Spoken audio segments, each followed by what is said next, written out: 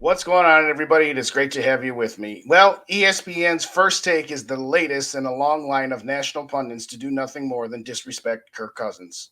When asked the question of the four quarterbacks in the NFC North, Kirk Cousins, Jared Goff, Justin Fields, or Jordan Love, if you needed one quarterback to win you one big game, who would you pick?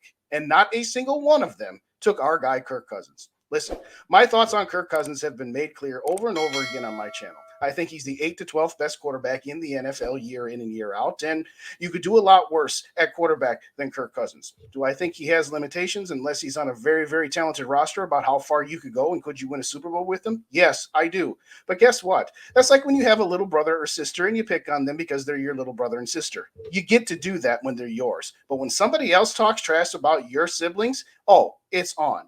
And I'm sorry, the disrespect on Kirk Cousins has gone too far. The first two Yahoos decided to go with Justin Fields under the guise of, he's a mobile quarterback, he can run for first downs, and you can game plan more for Jared Goff and Kirk Cousins because they're statues, pocket passers, that sort of thing.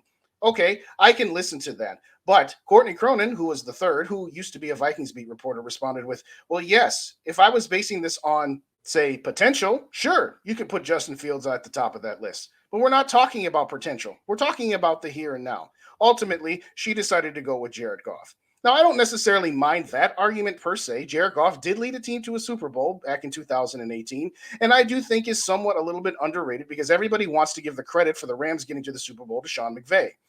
Jared Goff took full advantage of an opportunity by having a great head coach who tricked him up, and he was on a rookie contract, so the rest of the team could be built up around him.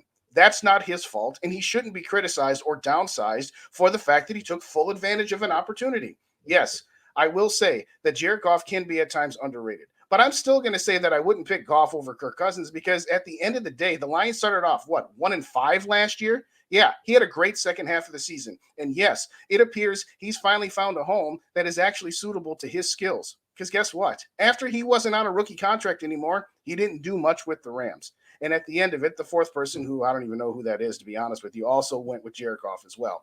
Bottom line is this. I haven't even said anything about Kirk Cousins. I've only said about what those guys picked and how ridiculous it is that they would use the potential of Justin Fields and the past performance of Jared Goff when asked the question right here, right now, if you could take one of these quarterbacks, which ones would it be?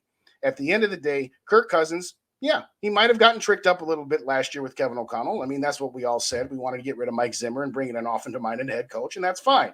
But he's coming off the best season of his career, 11 one-score victories, 8 fourth-quarter comebacks. And the question on the table is, which one of these quarterbacks would you take to win one game? The answer is obvious. Whether you love Kirk Cousins, hate him, or somewhere in the middle, you can't possibly pick Jared Goff or Justin Fields right here, right now. Now, maybe at the end of the season, you can reevaluate that question. But for right now, it's just another utter embarrassment by the national media refusing to give any credit whatsoever to Kirk Cousins. Yes, there are times where Kirk stands will probably give him too much credit or absolve him from blame at all. But in this instance, it is utterly ridiculous that we are only talking about 4 quarterbacks in the NFC North and not a single one of them picked Kirk Cousins.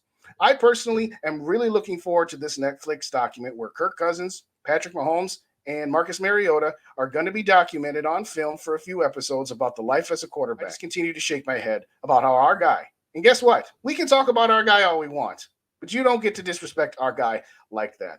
But those are my thoughts. Let me know yours. Hit the like button, hit the subscribe button, leave me a comment. Do you think that you would actually take Justin Fields or Jared Goff over Kirk Cousins in a one-game scenario? Or do you think that ESPN's first take should really be ESPN's last take? Thank you kindly for joining me. And as always, Skol to the next episode.